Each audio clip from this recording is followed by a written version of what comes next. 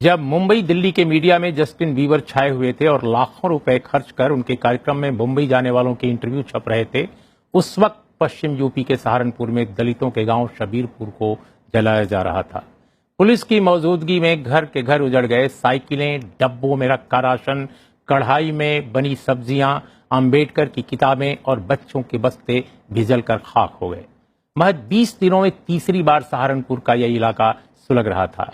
देश के कथित राष्ट्रीय मीडिया के मुख्यालयों से इस इलाके की दूरी महज 180 किलोमीटर की, पर मीडिया दिल्ली सरकार के हटाए गए एक मंत्री की बागी अदाओं पर फिदा था। 3 तलाक की उबाऊ बहसों से टीवी चैनल अटे पड़े थे। गोया कि भारतीय मुसलमान की सबसे बड़ी समस्या 3 तलाक हो, जबकि इस समुदाय में महज 0.56% तलाक होते हैं।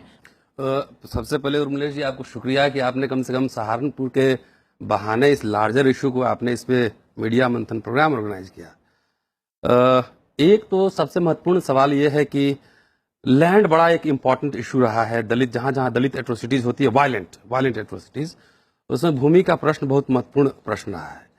लेकिन मैं थोड़ा सा, चूंकि मीडिया मंथन का प्रोग्राम है, तो मैं थोड़ा सा मीडिया पे आपको बिल्कुल ले जाना चाहता हूँ कि मैंने अपनी पीएचडी की है, तो उसमें एक पूरा चैप्टर मैंने पाटलिपुत्र अखबार पे लिखा है। 1914 में पटना से निकलती थी। और पहले मैं सोचता था, जब बिहार में देखता था कि रणवीर सेना और चाहे तमाम अभी 20-30 साल से देख रहा हूं कि दलित इश्यूज को वो स्पेस नहीं मिलता, तो पहले थोड़ा अचंभित होता था। लेकिन अब मैं मान के चलता हूं कि नहीं मिलेगा स्पेस, क्योंकि मुझे लगता है कि जो मीडिया भी है वो समाज का ही बाई प्रोडक्ट है। जो डोमिनेंट सेक्शन है समाज का, उसी का बाई प्रोडक्ट है। और नॉर्थ इंडिया जहां तक हम देख रहे हैं, और 19वीं सेंचुरी में मैंने काम किया है, तमाम इलाहाबाद, बनारस और पटना आप देख लीजिए, जो हिंदी मूवमेंट का पूरा बेल्ट रहा है। तो लार्जली मैं कह रहा हूं, अमूमन जो भारतीय जो नॉर्थ इंडियन मीडिया है, वो हिंदी, हिंदू, हिंदुस्तान के मोड से भी बाहर नहीं निकला है। चूंकि हिंदी, हिंदू, हिंदुस्तान में एंटी मुस्लिम फीलिंग भी था और एंटी दलित फीलिंग भी था। तो आपको वो रिफ्लेक्शन मीडिया, चाहे जितना भी आप हाई टेक्नोलॉजी आप लगा लीजिए, जहां पे मीडिया में जात पूछे बगैर, जाने बगैर, कम से कम कह लीजिए जाने बगैर नौकरी नहीं मिलती है। तो ये सब खुली सच्चाई हम सब जानते हैं। 2 दशक हमने भी पढ़ा लिया, कई मीडिया के। तो इसका क्या कवरेज पर भी असर पड़ रहा है इस सच्चाई का? जाहिर है, जो सोच लेकर आप जाएंगे मीडिया घराने में, जो काम करेंगे, वो सोच तो रिफ्लेक्ट होगा ना। और कई टीवी चैनल ऐसे मैं तो देखता नहीं, खाली हेडलाइंस 1-2 टीवी चैनल है, अभिज्ञान जी बैठे हुए हैं, हेडलाइंस देखता हूँ, वो इंपॉर्टेंट समाचार कोई दिखा तो देखता हूँ, अदरवाइज कई तो मदारी टीवी चैनल है। तो मदारी टीवी चैनल को ये कहते भी हैं कि हम 4th पिलर हैं स्टेट के।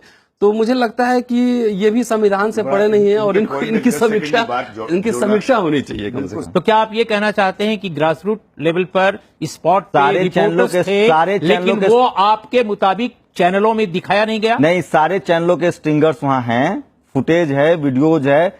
जो डिसीजन मेकर लोग हैं, जो संपादक हैं, जो सीनियर प्रोड्यूसर हैं, वो अपने स्तर से फैसला करते हैं और वो खबर नहीं चलवाते हैं। मेरी बात मैं आपकी बात समझ गया। दूसरी बात जो मैं आपसे पूछ रहा हूं, इस सवाल का जवाब दें कि शब्बीरपुर में क्या पुलिस मौजूद थी? अगर थी और आपने घटनास्थल पर जाकर देखा, तो पुलिस का क्या रोल था? क्या ये बात मीडिया में आई है?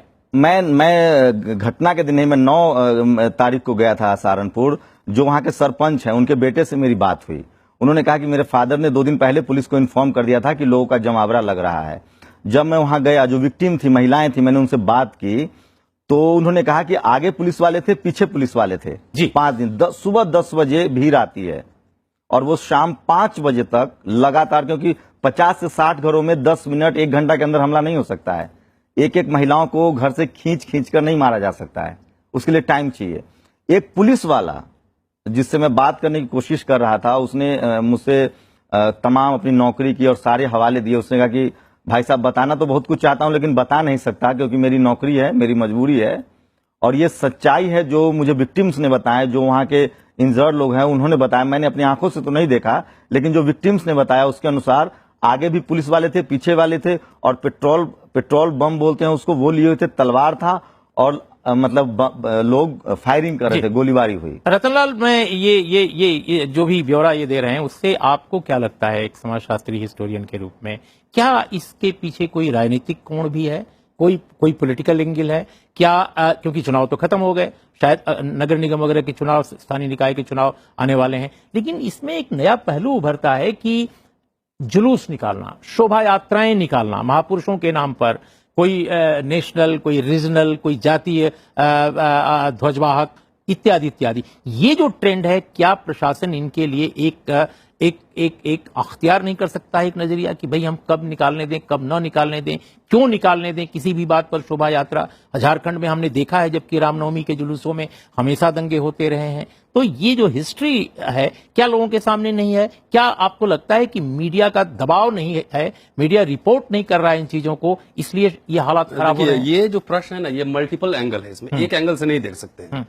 और जो मैंने काम किया 1914 की अखबार का मैंने हवाला दिया, पाटलिपुत्र पटना से निकलती थी, और जो मैं एक पूरा कंटिन्यूटी जो ट्रेस करने की कोशिश कर रहा हूं, ये मीडिया ऐसे ही रहा है कि उस समय भी जब अखबार आजादी की लड़ाई के पहले, आजादी के लड़ाई के दौरान का मीडिया और आज के मीडिया में कंपैरिजन रतनलाल नहीं हो सकता। आज के हाईली कैपिटलाइज्ड मीडिया में टीआरपी मैं सिर्फ ये कहना चाह रहा हूं सोशल एंगल से कि उस समय भी अगर आप अखबारों को उठाकर देखेंगे तो भूमिहार, ब्राह्मण सभा के प्रोमिनेंट आपके पूरे मिलेंगे उस पर रिपोर्टिंग्स, और दलित पिछड़ा कहीं आपको अखबार में नजर नहीं आएगा। मैं ये कह रहा हूं सर कि ये सिर्फ रिपोर्टिंग का मसला नहीं है, और इसमें कई तरह के एंगल्स हैं। और मुझे लगता है जो दलित प्रश्न है, चाहे जिस तरह से कम्युनलाइजेशन हो रहा है पूरे सोसाइटी का और कल्चर का, ये खाली पॉलिटिक्स उसका बाई प्रोडक्ट है। तो आपको जो इसके सवाल, इसके जवाब, आंसर कहीं और भी ढूंढने पड़ेंगे। और जाहिर है कि जो लोग जिस माइंडसेट के साथ जो मीडिया घरानों में जाते हैं, चाहे जो जुडिशरी में जाते हैं या पार्लियामेंट में जाते हैं या विधानसभाओं में जाते हैं या एग्जीक्यूटिव में होते हैं, एसपी होते हैं, थानेदार होते हैं, तो आपने प्लेटफॉर्म चेंज किया है, लेकिन माइंडसेट आपका तो वही है। लेकिन अभिज्ञान, जो बात शंभू ने बताई कि वहां सभी चैनलों के रिपोर्टर मौजूद थे, खासकर स्ट्रिंगर, खबरें वो लगातार भेज रहे थे, लेकिन खबरें प्रसारित नहीं हो रही थी।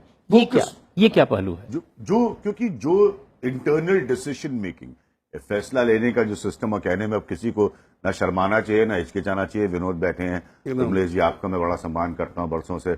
अब तो क्या ट्रेंड कर रहा है किस घंटे में ट्विटर पे, वो आपका बड़ा फोकस हो सकता है। अब नेचुरल है कि अगर विन डीजल भारत आ रहा है और जस्टिन बीबर आ रहा है, तो ट्रेंड तो वो ज्यादा कर रहा होगा। तो हो सकता है कोई महाशय उस ट्रेंड को देख के निर्णय कर रहे हैं। अब सहारनपुर जो है, जैसे पुरानी बात इन्होंने उठा दी और बड़ा अच्छा पॉइंट इन्होंने रखा है, तो अब दलित की कहानी और दलित के उत्पीड़न की कहानी तो ट्रेंड नहीं कर रही है।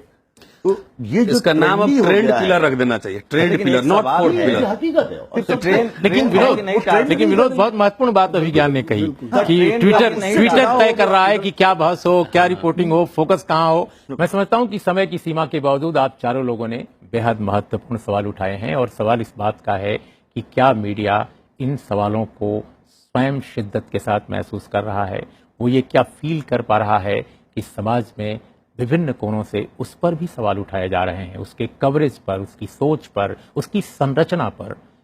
इसी टिप्पणी के साथ आज की चर्चा का हम समापन करते हैं। देखते रहिए राज्यसभा टेलीविजन।